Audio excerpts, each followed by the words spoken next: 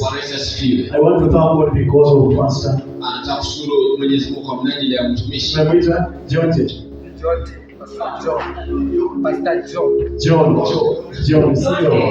Yeah. You know, I saw there's a post that was on TikTok. Aliona maandishi pale kwenye TikTok. And someone was saying, mtu akasema that your mother gave birth to you and called you John because you are a blessing. Ya kwamba mamako alikuzaa akakuita John maana wewe ni baraka. But now because you are a youth and GNC you call yourself John. Kama wewe ni mwanadika unajiita John. Then you become a poor. Alafu unakuja masikio and then you begin crying. Alafu anza kulia. That way by poor. Ya kwamba mbona mimi basi because you changed your name. Kwa sababu ulibadilisha jina. Praise the Lord Jesus. Amen. I want to thank God because all of us we are alive. Anatakushukuru maana si wote tu wazima. And the year has begun and the year is ending. Mwaka umeanza alafu unatamatika. But I know God's purposes are going to be fulfilled upon our lives. Lakini anajua Mungu atatuwezeshea. Hallelujah. We want to look at what just said. I think two scriptures will be enough for us. Tutakuangalia katika andiko mbili yatakuwa sawa nasi. I don't want to take much time. Nataka kuchukua muda mwingi ule. In fact, I felt that we should just continue worshiping and just being the presence. Anaishi tungeendelea tu na maabudu tu na kuomba. But it is well. Lakini ni sawa. In the book of 2 Thessalonians chapter number 3. Wathesalonike wa pili mlango wa 3. 2 Thessalonians chapter number 3. Wathesalonike wa pili mlango wa 3. What we need to do.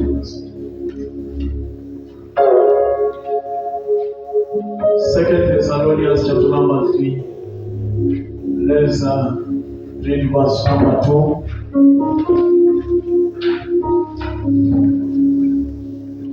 2 Thessalonians. 2 Thessalonians.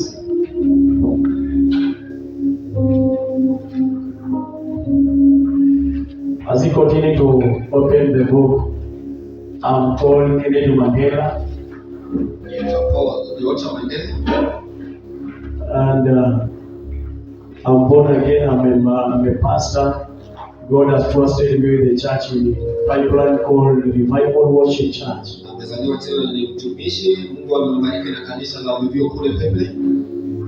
And God is doing great things there.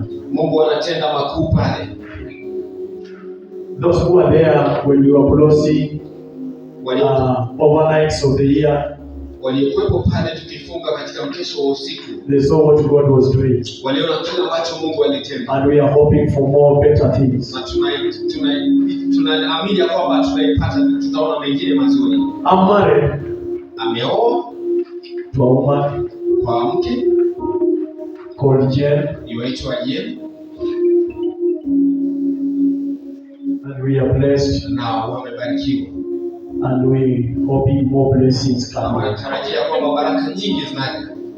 Just unfortunately that is I don't know what will happen with the awake generation. They did not attend my wedding. Ile tu ajui ni nini kilitokea kwa kikundi cha awake generation hawakuhudhuria katika harusi yake. But I think Abesha has every answer, so we will talk. Lakini amini Abesha na majibu ya kwamba tutaongea. Hallelujah. 2 Thessalonians, we are waiting for you.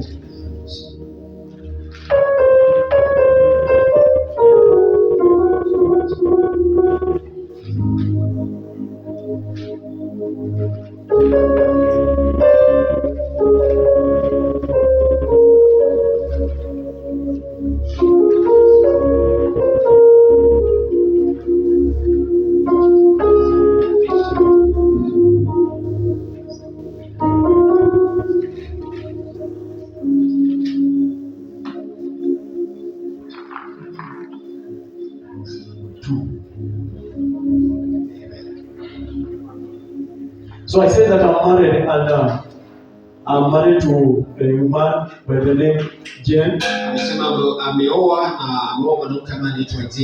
And we love each other up to the end. So I want to say that they who are going to get married, love your husband and love your wife until the time that God will say, no, come home.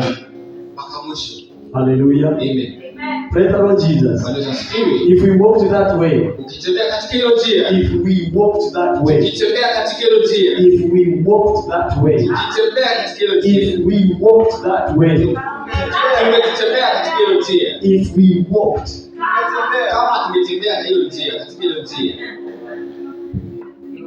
mpige makofi mazuri. Tumupige makofi. If I and my wife we walked that way, kama yeye na mkeo wangetembelea katika hiyo njia, walitembelea hiyo njia, katika hiyo njia, you will also make it. hata wewe utaweza. It was not easy, haikuwa rahisi, but God's mercy, lakini kwa rehema yake Mwenyezi Mungu just covered us, ambayo iliwafunika, and everything went on, na kila kitu ikawa sawa. I remember Beji, Nakumbuka during those plannings and every committees, wakati wa maandalizi na kamati pale, I sang a song, aliimba wimbo, and that song it was sung by Angela na Chibaloza. wimbo ilikuwa imeimbwa na Angela Chibaloza. Baba nashangaa, nashangaa, yuko wapi Abeshi? Abeshi kasema simjui. I'm not saying that he ran away from me. I'm just saying that was a song because people ran away from me. And I remember there was a committee that was here in the church, and some pastors planned to shame me.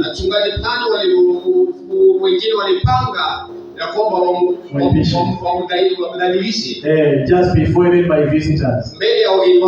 And I just went there, and they forced me, can you call your fiancé to come? Your fiancé is supposed to be here. So I didn't know what are they trying to plan. Because why are they calling my fiancé? And yet I'm there. But they wanted to show that woman that this Mandela is not a man. But I want to thank God who changed things. And Mama did come. So I was alone on the frying pan. I remember they were telling me that you marrying that woman for us. You want us to stand with you, the man. And I told them that I don't need your money. I don't need your money. I just need your prayers. That will be enough for me. And they said that you are much rude. And I told them that it is well because God knows me. You can imagine other pastors, they are shaming their fellow pastor. But what God did was to prepare a table before my enemies. And it is true, they sat on that table to see what God has. So I want to encourage somebody here that you will go through, and it will happen, whether the devil like it or not. In the book of 2 Thessalonians chapter number 3, katika kitabu cha Wathesalonike wa pili verse number 2, mstari wa pili unasema kwamba waweni pia ili tupate kuokolewa kutokana na watu waovu wabaya, kwa maana si wote wanaoamini. Ombeni pia ili tupate kuokolewa kutokana na watu waovu na wabaya, kwa maana si wote wanaoamini. I want us to share small about unreasonable and wicked people. Anataka kushirikiana tu kwa ile ujumbe ya watu wabaya. Praise the Lord Jesus. Amen.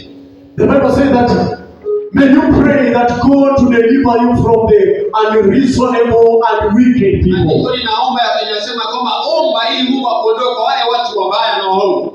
Who are these unreasonable people? Hawa ni akina nani? These are the people who doesn't want to see good things over you. Hawa ni watu ambao hawataki kuona. There are people who you walk with, they love but at the end of it they are looking for your downfall. Lakini mwishowe wanataka kuanguka kwako. They may be in your court. Wanaweza kuwa katika kundi lako. They may be maybe your friends from outside. Wanaweza kuwa rafiki kutoka nje. But the Paul tells us, lakini Paulo anatuambia that we may pray that God he may deliver from the unreasonable and wicked people. Praise the Lord Jesus. Not everybody is happy for what you are doing. The theme of this church, the theme of this church, is that people they want to possess. Praise the Lord Jesus. They want to possess. If you want to possess, and then the devil will not be happy. What I'm saying is this, when you are making your plans, we have unreasonable and people who are wicked in their deeds, wicked in every move. They make sure that you come down, you don't move. They want to see you sitting down and begging. But I want to tell you tonight that our Father who is in heaven, He will give you strength, He will give you power to pursue in everything that you are planning this year. It might happen that maybe next year things did not happen. You plan things but they did not go the way you wanted. But I have to tell you this, that our God and our Father, He will save you and He will now deliver you from the unreasonable people, wicked people who plan death for their life. They might not be far. They are just within. But we want to thank God because Paul looked at them. The moment he used to preach to them, they were looking for how to accuse him. Look at our Jesus Christ. He was preaching to Pharisees and Sadducees. But what happened? They were following Jesus just to find a fault, just to find a fault, to go and accuse Jesus. Praise the Lord Jesus. Not everybody will be laughing with you. They might be your friend. But I've come to tell you today, just be vigilant. Be very keen. And may you pray to our God our Father to give you the discerning spirit that you will understand the kind of laughter. Hallelujah. If there is a true person or not a true person. Praise Jesus. I want to tell you this. The devil will never be happy when you want to receive that which God has planned for you. And my brother, east, west, south and north, you never meet such kind of people. You will be there. Praise the Lord Jesus. Praise the Lord Jesus. I've come to tell you this. That when Paul used to preach to these people, when Paul used to walk with them, but some of them they were just underground for what to just find a fault. I've come to tell you this day that may God deliver you, may God deliver you, may God secure you from any wicked and unreasonable mind. The people will want to fight you. May God fight for you in the name of Jesus. We are tired of such people. We are tired because they are there.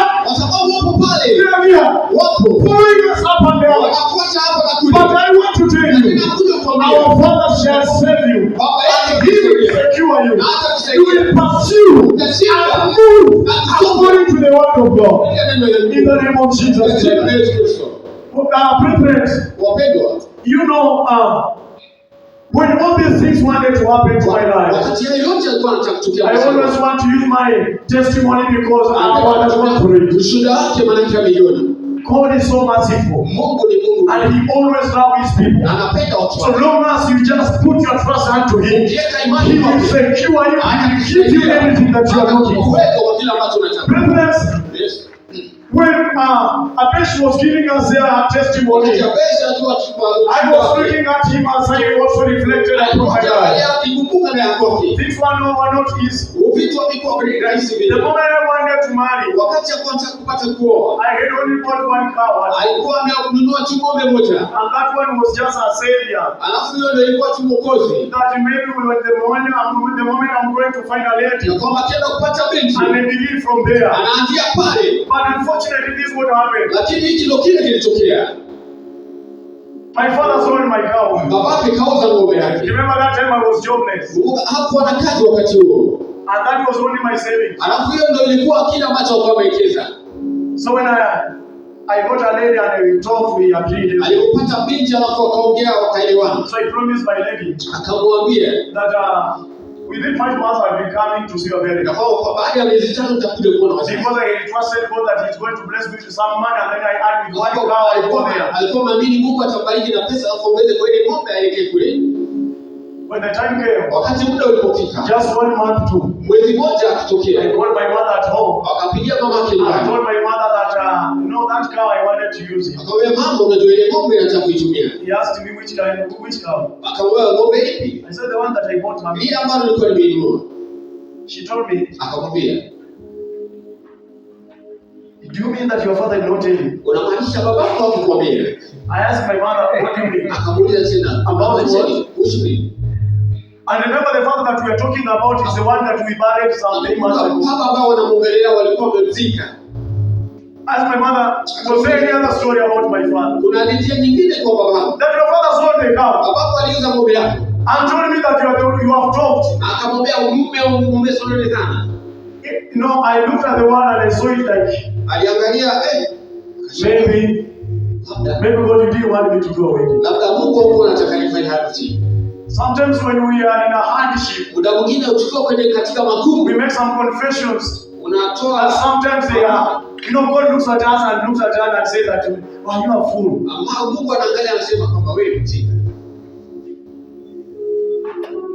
I'm battling about the dowry. I was battling. I was battling with the dowry. And God opened the door for me. So I began having hope. The pastor to the lady, he refused to announce in his church about the marriage of the daughter.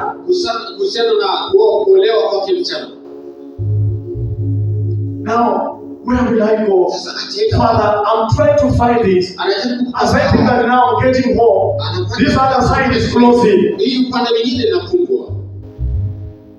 I told God, fight for me. That's the time the aunt is calling me. That time it was my fiancé.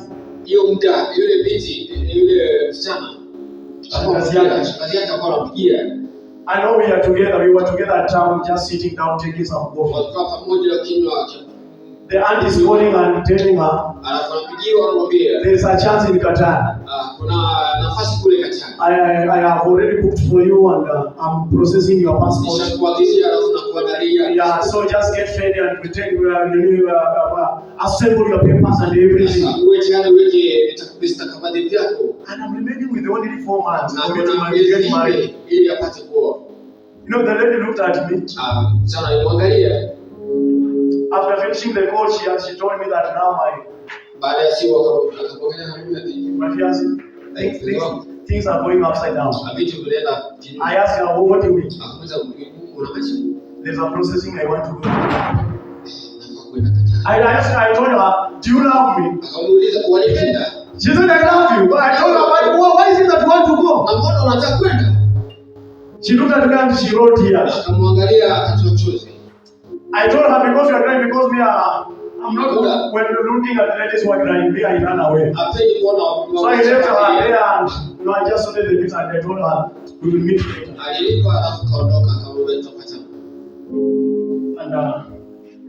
And she just called the aunt and told her, I want to get married.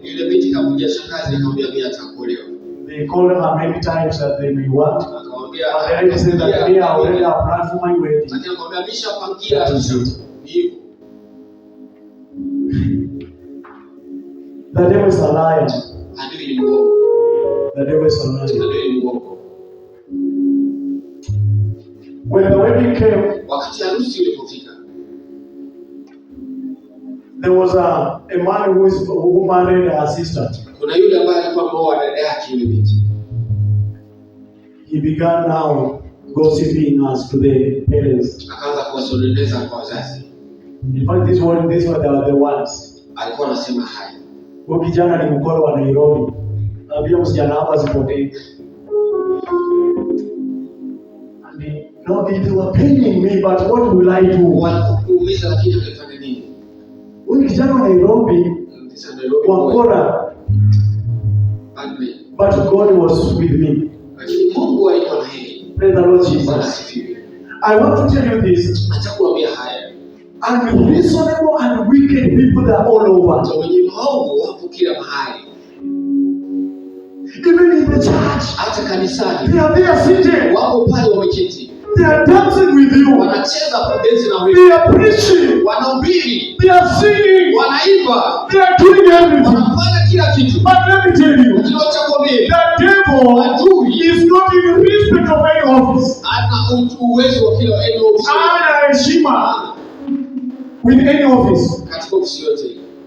He can use anyone. Anaweza tumia kila mmoja. Praise the Lord Jesus. Amen. I want to tell you that may God deliver us from such people. Mungu atusaidie katika hali. Hallelujah. Amen. Praise the Lord Jesus. Unreasonable and wicked people. The people who think just for our downfall and crying every time. We are not going to cry this year. In fact, it will be because of their thoughts. Whatever they have thought about our lives, that wicked thing they are planning your secret. They are going to see the will of God upon our lives. They are going to see the light of God shining. No, we cannot accept it. We cannot. We cannot. You know, in our church, there's a topic that I've been tackling this month. About the gates. The gates. We are going to end it tomorrow. The gates. You know, we have some people who have opened gates for us. And that's why we are crying and wailing and struggling in our lives. And yet they are enjoying that which we were supposed to enjoy. You can imagine someone has just decided to mess up with your life, that you may continue struggling in your life. And that person is just enjoying. It pains me so much to say that God is going to close those gates, and God is going to open every door upon our lives in this year in the name of Jesus. Praise the Lord Jesus. It is so painful. It's so painful. Kama chochote na kitu ambacho hata kana nguvu hata kajui Kristo. Kalikaa tu mahali nikakaongea kitu. Kanasema ati Mandela utezeke. Na mimi najua Kristo sahihi. No. Tutakutana kwa anga. Bwana Yesu sifiwe sana. Fanya zikutane kwa anga zipasuane. Yes. Madhiko kama ni ya Mungu inakuwa na Mungu ipasue. Yes. Tunafika mahali tunasimama kama Elisha. Yes. Tunasema kwamba hapana, na wacha kuanzia leo ikajulikane Mungu kweli ni nani. Kama ni wewe mtaabudu, kama ni wangu mtamwabudu. Yes. Bwana Yesu asifiwe sana. Yes. And we have been compromising so long. We've been trying to be so good and lenient to people. And yet the people who are making our lives stagnant our lives. No, we are going to move this January. We are going to see the table that God is going to prepare. Jesus Christ. Hallelujah. Unajua mimi naomba mambo kwa sababu Mungu mimi nimemuona. Bwana unafikiria upanga harusi ndugu yangu? Ule mwenye aling'ang'ana kupiga msherehe kwa kila mke. Anaenda jikoni kuambia watu sisi tumeenda photoshoot. Tulifanyia harusi yetu hapa KG hapa Kibira. And our photo shooting ilikuwa hapa Impala. So the moment we have gone for photo shooting, we have allowed people to take meals. And then wale maharusi wengine wote tuwekewe yetu. Ule jamaa bwana shetani ni mjinga. Jamaa amekimbia jikoni anaenda kuambia wale jamaa wameenda kukula impala. Leta nini chakula yote? Kwa ruhusa yangu nilikula mkuu wa kuku bwana. Hivi kwa sababu nisema. Unasema ulikula bwana harusi hivi. Unasema ulikula vile. Bwana shetani ni mjinga. And let me tell you, jamaa, we are not supposed to entertain him. This man we are not going to entertain with this one. No. We are tired of his ways. We are tired of his tactics. Whatever he has been blessing upon our lives, he has to remove it. Bana. No. Bana shetani ni mjinga. It's a lie. Ni msienzi bwana. Mjinga.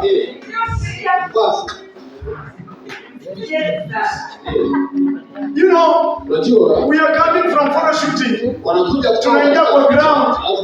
Tunapokelewa na muziki mzuri lakini sasa unajua njaa. Maarusi bwana wanadazi tu kwa pole na unai.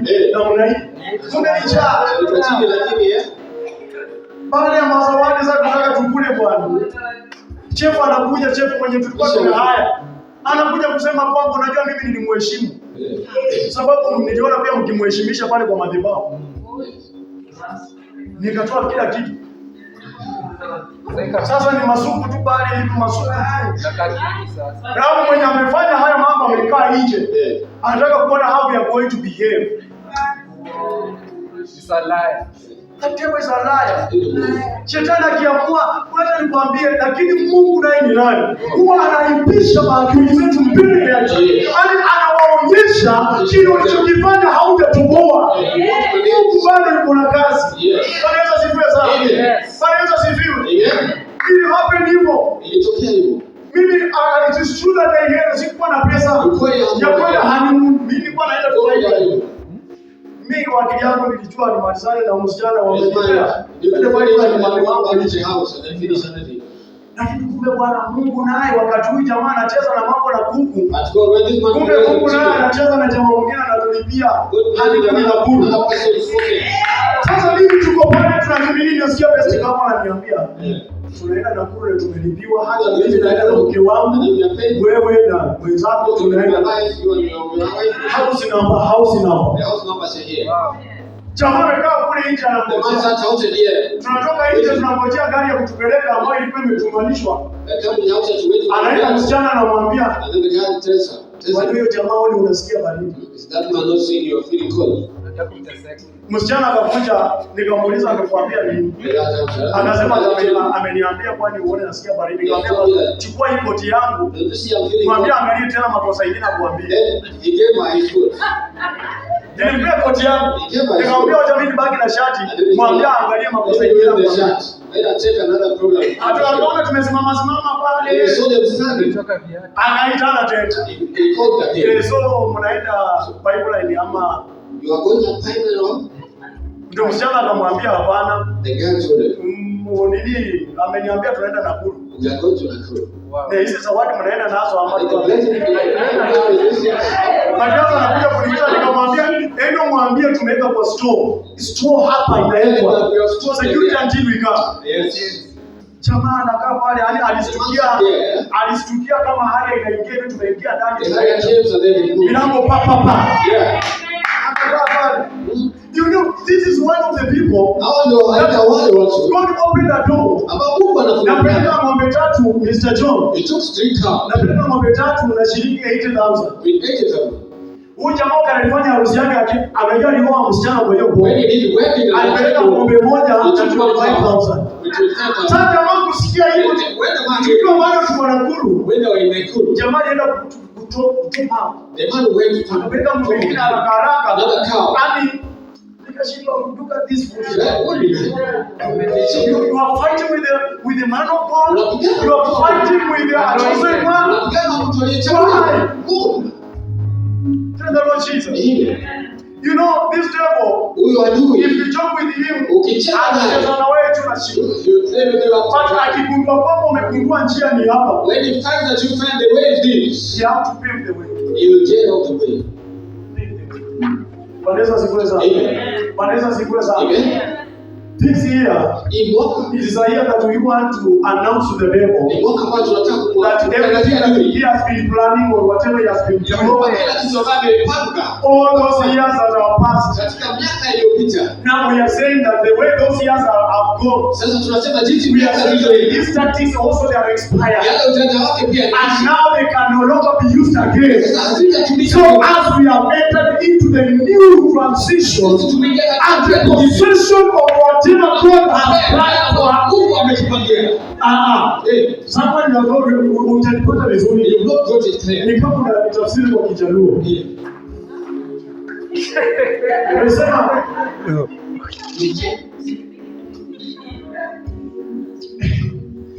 I'm saying, yes. He's saying the way those years have ended. Jinsi hizo miaka zimeisha. Jinsi ambavyo hizo miaka zimeisha. Jinsi. Hizo miaka zimeenda. Achana na kwa ile Nairobi. The way those years have ended. Jinsi ambavyo hizo miaka zimeisha. Zimeisha. Sio sana. Sawa. The way those years have ended. Yes, also the tactics of the devil has ended. Praise the Lord Jesus. Hallelujah. Amen. You know, when I remember my life, I'm looking upon what God has done to me as I refer to this scripture.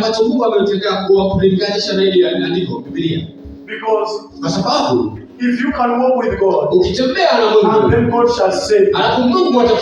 If you walk with God, and then God will be your fighter. You know, sometimes these battles do not belong to you. Not everything that you're supposed to answer. Not every question you're supposed to answer. Some questions, they are there just for you to hear and open up your inner understanding.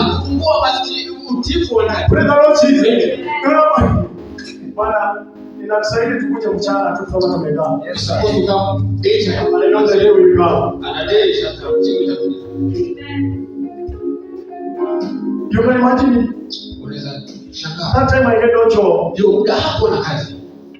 And then those guys are calling my fiancé just beside just behind the church. Wanaacha mpenzi wake nyuma ya kanisa kule. And they're telling my fiancé, alafu anamwambia, you want to get married to a poor man. Unataka kuolewa kwa mtu maskini. The man has no job. Mtu hana kazi. And we want to do a wedding. Alafu unataka kufanya harusi. That is a dream. Hii ndoto. And my wife looks at me sometimes and wrote years. No, you know, I was getting much irritated. Much irritated because when in the morning we are happy. Asubuhi wanafurahia. And then when it gets to the evening, jioni, when we meet, wakikutana, rolling tears. You know, I was much irritated. Alikuwa anaumia sana. And remember, I'm the one of the people. Na hivi yule mmoja wao. Mungu atusaidie sana. God help us. Shetani. So these gates, the gates. One day we preach about it. We in our church we say that we have 3 gates. We have 3 gates. One that when you were born you got everything happening. Mama anatupianga watu ile kitu tu. Mtoto anakauka. Anachuna kunde ya mtu inakauka. Unajua kwa hiyo kabisa kwa wao hiyo. Na kuja nachuna malenge yako hivi inakauka.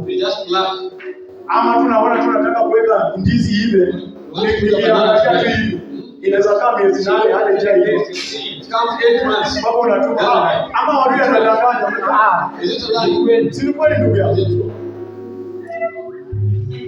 So there's someone who was born in that family. So he found those kids happening. So that person needs more deliverance. That person needs more God to be delivered. Because si kupenda kwake. Amejipata tu. And then there's another gate where when you ulijiingiza. Na kuna mlango mwingine that you open yourself. Kama when you ulijiingiza. You open it yourself. You find yourself maybe ukamesa hapo na kitu fulani. Ukaanza kukula mkono sababu tu yako hiyo. And then there's another one that someone else will endorse you to. There's another one Mungu mtu alikuingiza nani? Wanaweza siku sana. Wanaweza siku sana. We are praying those gates to be closer to the You know the gates of where I come from, the gates of our family. Kule anakotoka kwa familia yao. Ni kwamba hakuna harusi maifanyika kwa hiyo. Kweli inaanza pendea. And I remember the moment I dated my first lady. Nakumbuka wakati alikuwa anachumbia msichana wa kwanza. My father, my brother and me, my another father. Unajua leo tunakuanga na baba na baba mwingine, baba mmoja. So I'm trying to I thank God you have told me. Nashukuru Mungu ampate. So my father, my mother. So my brother to my father who came to me. There was an uncle ambaye alikujia. Well, the called uncle. Yes, uncles. Oh. Do we understand? If I call you uncle, you come from where my mother comes from. But from my father's side, we call him father. The older. So he came to me and told me, my son, you are planning for a wedding. But what I want to let you know is this: that be very strong and be careful. I looked at him because we have never wedded. Why you telling me that? Ani ni kama mtu ajui kuendesha gari alafu anakuambia unaendesha kwa kiasi. He doesn't know how to drive, but he doesn't. You look at him and unamwangalia. Ani ni kama niambia huyu jamaa. Unajua vizuri sijui kucheza alafu nakwambia ndugu yangu cheza vizuri. Unajua unaweza simama hapo ucheze. Usukani mwenye unaenda simu hivi nijipigie mwenyewe. Nisijui. So unaona wewe jamaa amepiga hapo pia, amekupigia by the way. Amekosa kimbili. Hallelujah. Amen. So he told me that be careful. And I wondered why you telling me this. I asked him why. He told me from your forefather. Hakuna neti maingia kwa hii bomba. Walio wana ujinga. Walio wana ujinga sana. Kama neti jaingia hapa ni shauri yako ama ni yeye.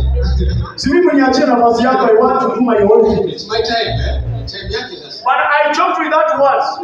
Those words were very much what I didn't understand. Aliangalia zaidi. I didn't understand that the spirit is now catching you over the words. Hakuelewa kwamba roho inanasa yale maneno. Msichana bwana alikuwa mkamba msupa. The guy was a kamba, very good. Just 1 month, 2 weeks kufanya harusi akaruka harusi. Mwezi mmoja wiki mbili kufanya harusi yale akasepa. Aliruka na nimepeleka dawadi, nimefanya kila kitu. Aliruka kabisa. Amepeleka kila kitu pale. Hao jamaa walikuwa kwa line wamesona maswali together. Nilikuwa na text moja ikaingia kila mtu na nikasema one text to everybody. Switch on the phone. Get manane. Bana my ndugu zangu one day tutakutana. We talk about this thing in realities. Tuongea kwa ukweli. Those are the gates of our place where I come from. Ali malango ya sehemu ambapo natoka. Nilicheza sana. Make him suffer. Nimepoteza pesa mingi. I lost several. Naenda ukambani bwana kitu. Wewe kambani ya kitu. You went far, you want to run here. Bali wenye nikiongea Kiswahili kuna interpreter. Where speak Swahili then there is somebody in foreigner. It's like a foreigner. Kama mzungu. Like a mzungu, a white man. Naongea Kiswahili alafu naongea nekuli yeye. Speak Swahili. Na yule anasema nekuli yeye. Ananiambia baba anasema yeye.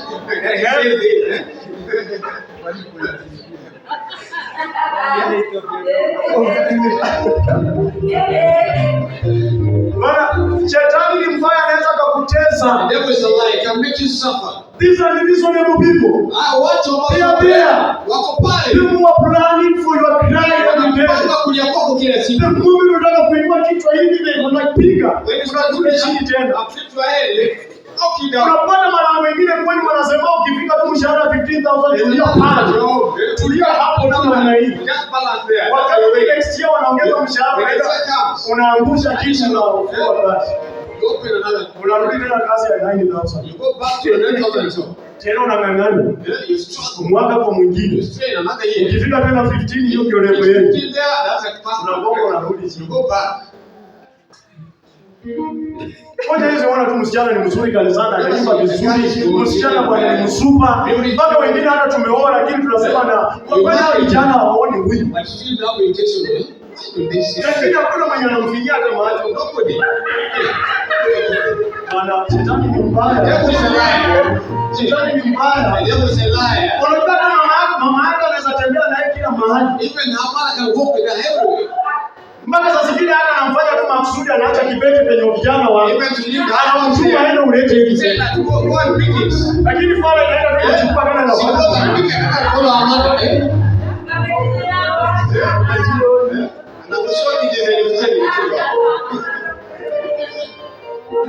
You know, as parents, they feel better for their children. Unajua, you can imagine mama yako anatamani tu kwa siku moja ani kijana jitokeza, hata kama hana pesa, akuje tu na akae na Mr. John. Alafu msichana wako Mr. John anakuambia, baba, haki, sijui kama nimekosea, kuna kijana anaku. Alafu kijana anakuja kwa heshima yake Mr. John.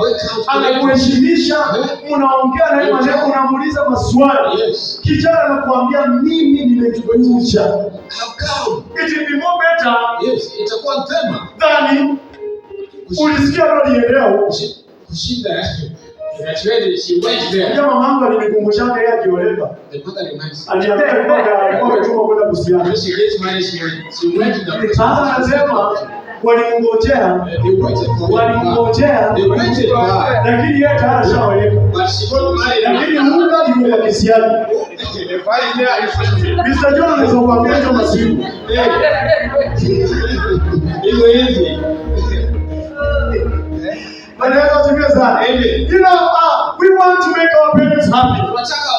We want to make the church to receive that honor. When you honor kwamba there is something good in the church. Praise the Lord Jesus. Amen. Hallelujah. Amen. We want to bring that honor for Christ. Hallelujah. Amen. Ni vile wachungaji wangu hapo pia ni kwa shamba yao.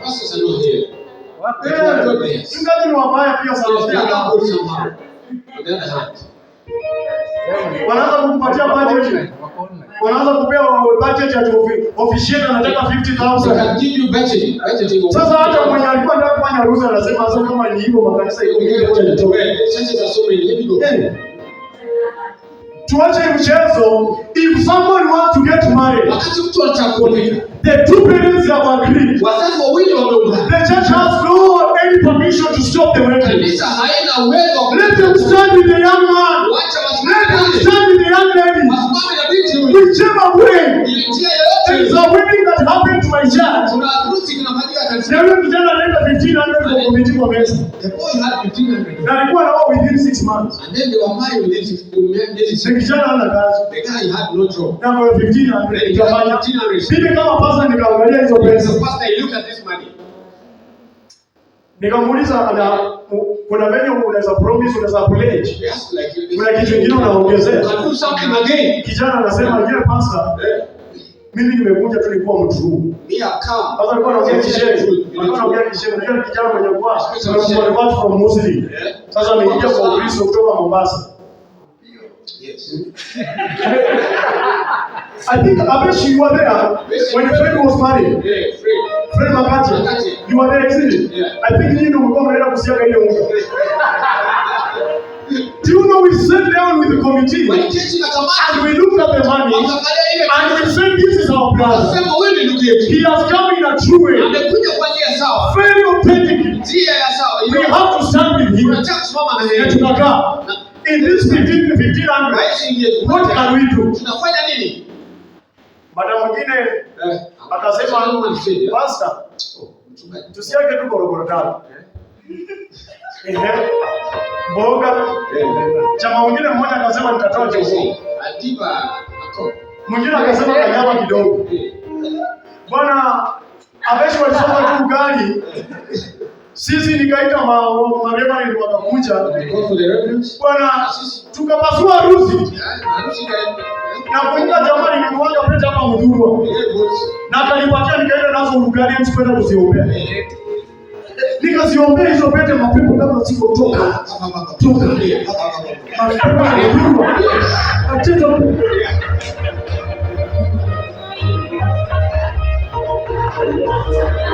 Right now, Sasa hivi and you know, the person that whom we are wedding, yule ambaye alikuwa anafanya harusi, alienda kwa kina msichana, he went to the girl's place. na alishikaza sana.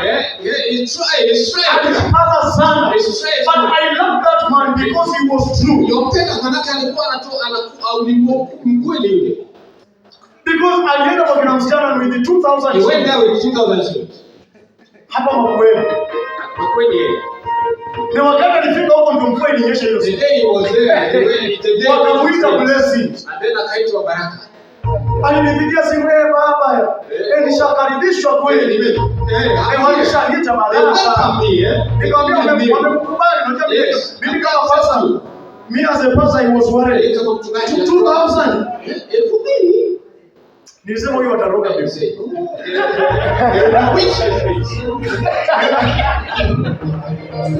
Sasa jamaa saa 2:30 usiku ananipigia simu. Bwana mchungaji, nishakaribishwa sana. Namwambia alafu kwa where are you? Aliko kwao tu bado. I'm at their place still. Unafanya nini? What are you doing? Ndio twala. Hey, we are eating. Mtandana unajua kama ulia dola lake kwa jina ungwe. You know like that's. Lakini jamaa amepeleka 2000 tena anaenda kukula ndani. Go to the hotel then eat again there. But alikuwa mkweli. It was true. He's your friend. He's your friend. You know him? The short man, yule jamaa na tulipwa. Yule jamaa wangu kwa hiyo anakupenda sana. Yes, you very much. But you see the man was true. Alikuwa sawa.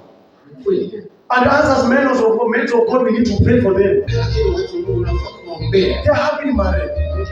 Yes. Hey, they are happily married. They have 2 children. Yeah. They are living well. They are very much committed in the church. They maintain the testimony. They have maintained the testimony. What is this praise? No, we as the church we need to stand with our young people. Kama kanisa tunafaa kusimama na wanadika. As the way they usually stand with us when the moment wanataka time.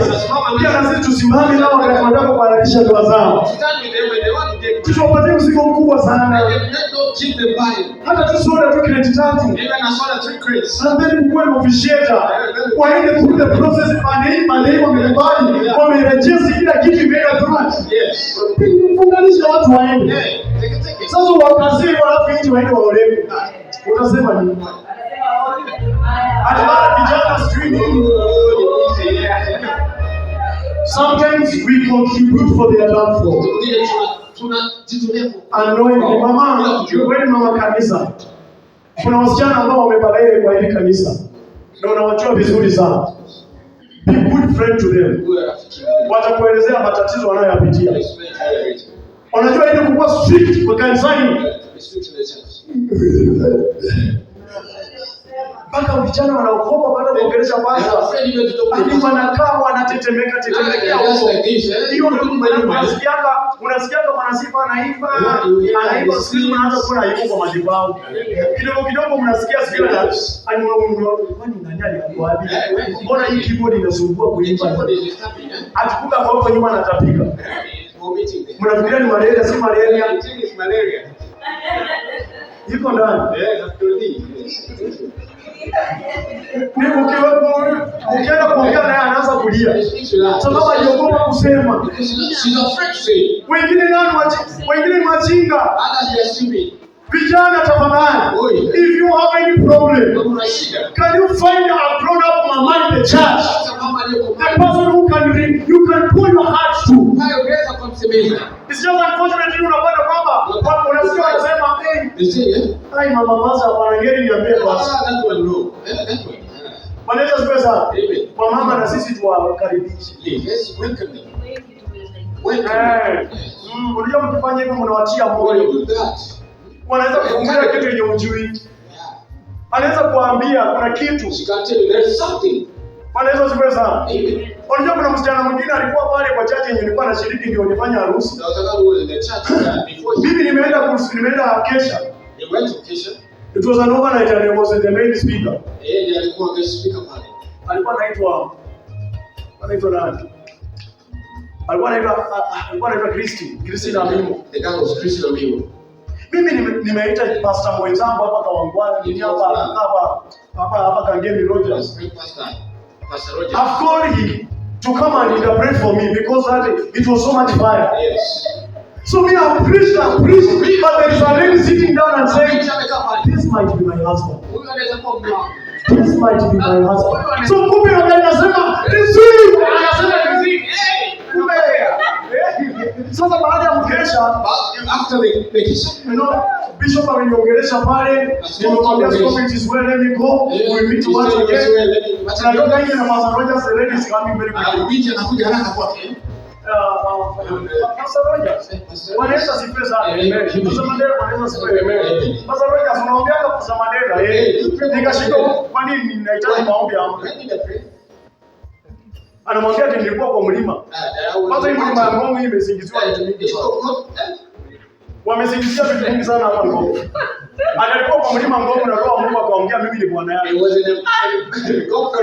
Na mimi tayari na mimi naelekea kufanya harusi. Unajua niangalia ule msichana nikaona pepo lingine kubwa sana. Wewe sasa.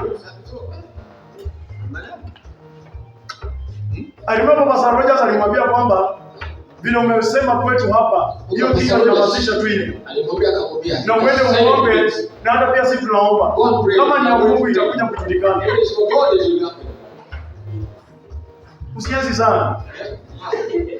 Wakati tu nilioa hivi, hata hivi kukaa, kabla hata nioe. Before you get married. Pastor mwingine akaingia mkiziko wa kanisa 1 2 3. Ai, pupu. Amechomoka na yeye one touch. Dakika za kuongezwa na Nashinda huyu angekuwa bibi ya pastor kweli. Angeniletea shida hata singekuja kunikesha sana. Nimetoka hivi na soja ingie. Soja kuna pengine. Nilisome kwa wiki ndipo. Hao watu wabaya. Wako kanisani. Wengine wako nyumbani. Some are at home. So tunisisi kukua very keen and to open up our spiritual understanding. You have to be careful ili tuombe. Not every question you're supposed to answer, I say that. So kila jibu swali unafaa kujibu. Some questions you need to look at them and smile. Kuna maswali unafaa kuangalia kuna kutabasamu. And say it is okay. Na kusema ni sawa. Not every report you're supposed to react on. So kila kitu unafaa kutenda. Unajua saa zingine Mungu anaweza kuwa ametuma huyu jamaa kuja kuniambia eti huyu jamaa aliongea. Sasa akikuja kuniambia usijibu ukijifanya tumekasirika. Unamwambia ni sawa kama alisema ina neno. Wewe mpotea sana pia ukimuona. Unajua utafunga huyu jamaa mdomo atashinda kwani huyu jamaa. You shut his mouth. Umeona mtu ameshana mzuri? Mwenye anajua kutunga kitu mpaka inakaa ukweli. Mtu anaweza ongea kitu mpaka story mpaka unaona hii ni movie kabisa. Ni kama huyu jamaa alikuwa kabisa naliona. Anasema tu vizuri bila besha alitembea na nani? Ni mamasi kudanganyi. I don't lie. Mimi niliona. I saw. Alikuwa amevaa nini? Nguo ile ilikuwa nyekundu. Lakini kuna ka white kalionekana. Ni kama alikuwa ametoa hiyo skirt. Ilikuwa red lakini niliona kwa white. Basi ni kama alikuwa ametoa. No. Mpaka wewe mwenyewe unakaa hivi unaanza kuona kabisa hawa. It is true, Shetani ni mjinga. The devil is a liar. Bwana Yesu asifiwe sana. Bwana Yesu asifiwe sana. Useless be true to our elders. Bwana Yesu asifiwe sana. As in the book of 2 Peter, if you read from verse number chapter number 3 and 4, Peter is talking about, the love that we're supposed to have. Bwana Yesu asifiwe sana. If I love you, I'll just go direct and tell you what God. It's just unfortunate that I've fallen in love with someone. Lakini tu encourage sana kanisani hapa. Ati huyu unapenda huyu anapenda huyu. Unajua hiyo kitu inaletana mchezo kwa John. Kuna time nyingine pale wewe mlikuja kesha. Ule kijana alikuwa anatusumbua ule. Kuna kanisa alikuwa amefukuzwa hapo hivi inaitwa la Church of the Lord. Akaisha anaijua. Ule kijana alikuwa amemaliza wanasema wote. Mpaka anarudia round 3. Ana anamaliza 1. Tena anaenda namba 2. Another round, eh? Hapo anaenda namba 3. Hapo anaanza kwa welcome. Welcome visitors. Visitors. Wageni. Hiyo basi alichoka naye akamwambia toka kabisa aende kabisa. Ni kijana alikuwa anapiga keyboard na anapiga set drum. Good at keyboard and drums. Wasichana wanaangalia hivi wanaona huyo. Kumbe ni kichapo. Anachapa, bado anachapa. Akishika hivi chukuna kwa madele. Isike ndule. Tulienda kwa management tulikuwa na bench. Tulienda pale tunaingiza baridi kwa tuliingiza baridi. Kijana alichapa kizungu pale na ndekelemo. Hiyo siku tulikuwa na pesa sana anaipa sauti nyingine huko nyuma. Anakaa sauti good. Sauti good. Basi kumbe kijana kazi yake ni kukula tu tusichana kwa kanisa. Akishamaliza anaona kanisa yote tena anaanza fresh. Anaanza tena Another round. Get the school. Anaitwa fundi. Wapo kanisani. Fundi wa kusiaga jamani. Reasonable and wicked men. Wale wabaya wenye maovu. Wako. Kama hao Pagani anasema Timotheo anasema rebuke them before other people so that if there is anyone with such kind of a character, yes, asifanye tena. Yes. Pastor iko sawa? Kama hao wakemee mbele ya watu, rebuke them. Tukienda kuongelesha kwa ofisi, watu watafikiria ni kitu cha kawaida. Wengine wataendelea na hiyo mtindo. Juwena kuna spirit anapanda sambaza sana. Spirit that is spreading. The si mzuri. And it's no good. Kanisa mnaweza imba kizungu mnafanya nini lakini hakuna uwepo.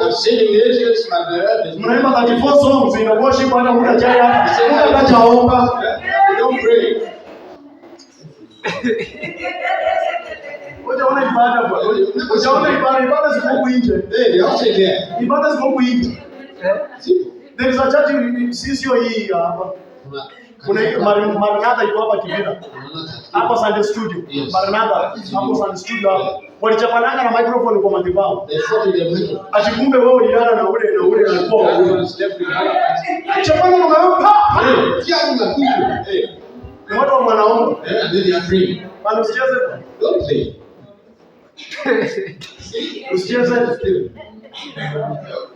That spirit is so bad in the church. Even you as a pastor inakuumiza. Hata kama mchungaji, it's the spirit. Unaenda kwa milima kuomba unajifungia unafanya nini? When to pray, ucha hapo unaangana na milima baba. Struggle with the mountains. Unaangana na milima bwana. You struggle. Unatoka kanisani hata kuongea na bibi yako kumwambia ina hiyo. You go to the church kama nimetoka yale. Unafanyia sign ya kama kisiasa kwa sign. Sauti imeenda. Unaangana na mapepo kanisani wale wanakuletea.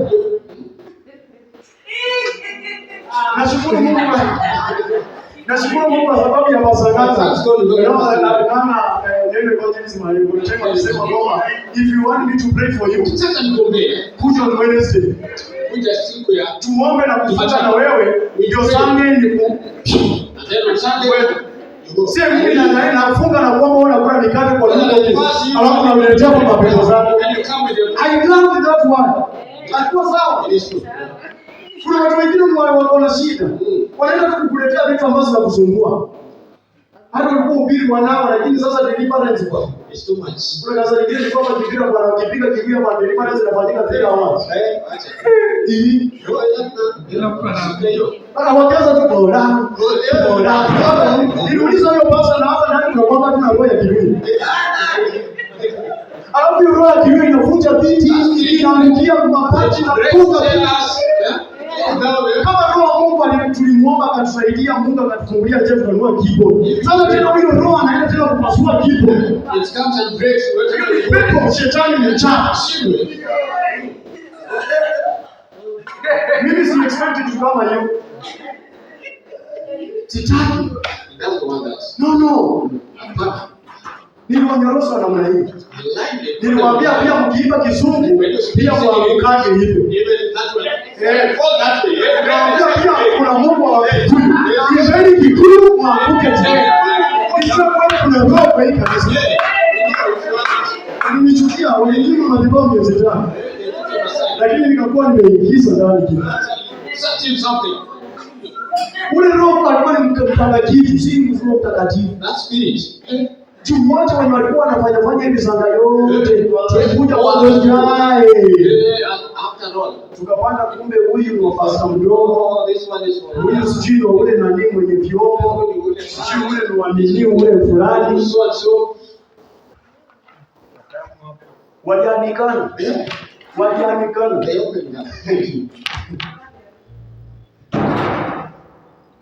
Na kile ambacho unafanya, Biblia inasema kwamba kile kitendekacho katika giza, God will expose it in the light. Inaweza enda hata miaka 50. Kama Osama alijificha akajificha, lakini siku moja alikuwa kwa mwangaza. Wewe ni nani? It's a year for us to change. It's a year for us to see where we are going. We are in the year that we are not going to be pretenders. Unaona tukiimba tukisema tunakuabudu. Kweli tunakuabudu. Unajua kuna pasa mwingine alikuwa anahubiri, nilikuwa namuona. Mark me right, eh? Wherever. Alisema siku hizi kumetokea manyimbo kanisani. There are songs in the church. Mayutu wako nazo, kumbe ni ile wanakuwa wanajua wanatrika hao wazee wanajua. Yesu wa baraka. Yesu wa baraka. Yesu wa baraka. Anatikisa madaka anasalimia kwa hivyo. Sasa unashindwa wala unashindwa kwa za asalimia wao wengine. Umeona tu hapa. Why here? Anaomba kumbe ni kusalimiana na salimiana kwa sifa. Very dangerous. Na kama zile salamu za Yesu watuangalie. Salamu za Yesu. Salamu za Yesu. Salamu za Yesu tena. Mwendeza siku za. Mr. Joe. Lazima kanisa linyoroke. Kama Biblia inasema kwamba he is going to make the church of his own. The church without wrinkles or even spots. Kanisa ambalo liko nyeupe. And I want to thank God who speak in the book of Revelation chapter number 3 that we still have some people in Sardis who haven't divided their garments. And they know they are healed. Bado kuna watu ambao wanachukua na wako hapo. Ni Mungu anaenda kutumia hapo. Bwana Yesu asifiwe sana. Bwana, kama kuna kitu umefanya ama kama kuna kitu mwaka uliopita shetani alikufinya sana mpaka ukafika mahali ukaona kwamba umeziba kwenye life. This is a time where you connect yourself. Connect yourself together. Connect yourself together and tell God that now. I remember when our brother Nani was preaching here. Alikuwa anatufundisha Peter. Bwana Yesu asifiwe sana. Is you to connect yourself. Connect yourself and tell God that have mercy on me. Hallelujah. We have to make the church of God to receive ile heshima ilikuwa ya kanisa. Ile heshima ilikuwa ya kanisa. Kuanzia kwa wazee kwenda kwa vijana mpaka kwa watoto. Alikuwa na ile unasikia kwamba Mungu atakiwa mbinguni kama kuna anahesabu watu waliomwabudu. Usiku wa leo aanze kuhesabu watu waliomwabudu. Tusikuwa tumekuja entertainment. Tusikuwa tumekuja hapa, unajua inanishangaza, inaniuma. Hadi mtu anaingia mahali hapa yuko mgonjwa, amejikaza kutoka kwa nyumba au nyumba mponye, anakuja anapata environment ni chafu. Akitoka hapo basi anapigiwa simu amelazwa. Ametoka kanisani. Where is the presence of God in our church? Where is the power of God in our service? Whom are we calling in that ministry? Penye Yesu wako kila kitu kinafanyika. Penye uwepo wa Mungu upo, hakuna gonjwa linaweza ruka hapo. Wala hakuna pepo linaweza simama. The Bible says in the book of John chapter number 1 from verse number John chapter number 1 verse number 5 that the light shined and darkness did not comprehend it. Yes. Kuliwaka lakini giza halikusitiri. Sasa kama hapo kuna mwanga, mbona giza likwe? If there's light, why darkness there? May God make us to be His own church. A clean church, a good church, ready for Christ to come and take us home. Hallelujah.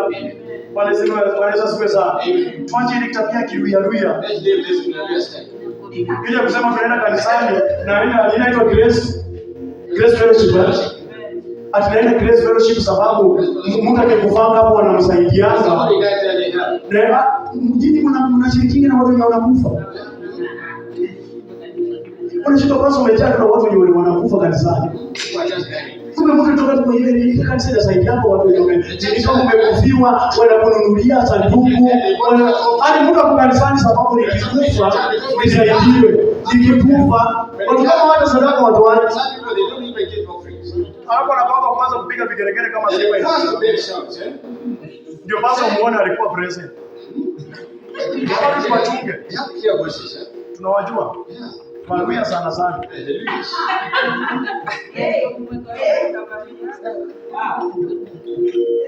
Bwana Yesu asifiwe sana. Abesha haleluya. Bwana Yesu asifiwe. Uko salama? Praise the Lord Jesus. Now I'm talking about yes because I'm a real. Nataka kutoa hili upepo ndani.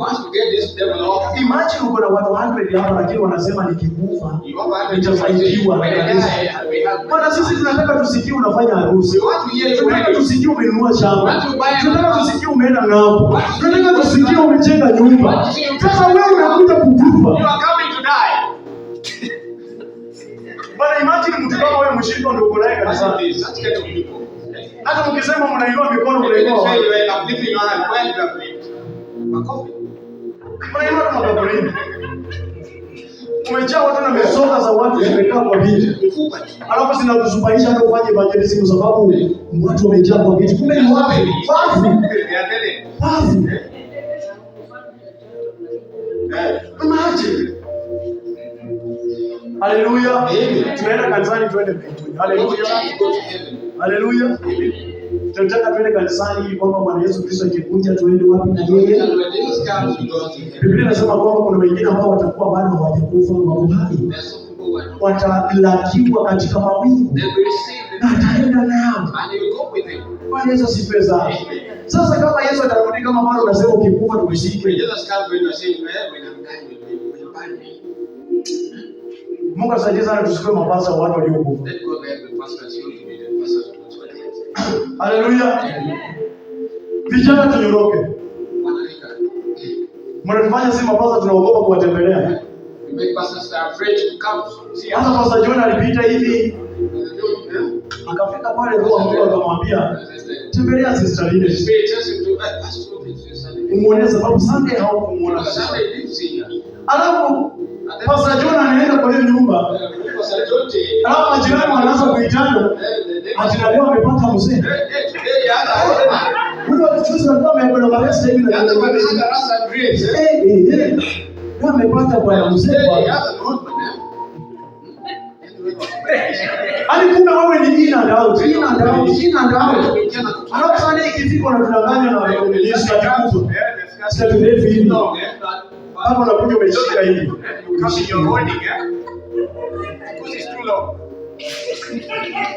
Alafu wewe unapaswa kuja kutuambia unaona sister riziki.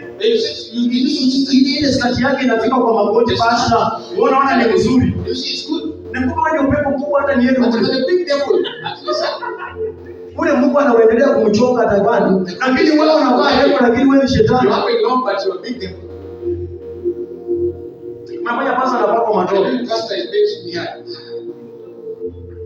Pastor John, Mungu atusaidie sana. Bwana si maintain good testimony. Maintain good testimony. Tukuje kwenye tukua na amani. Hallelujah.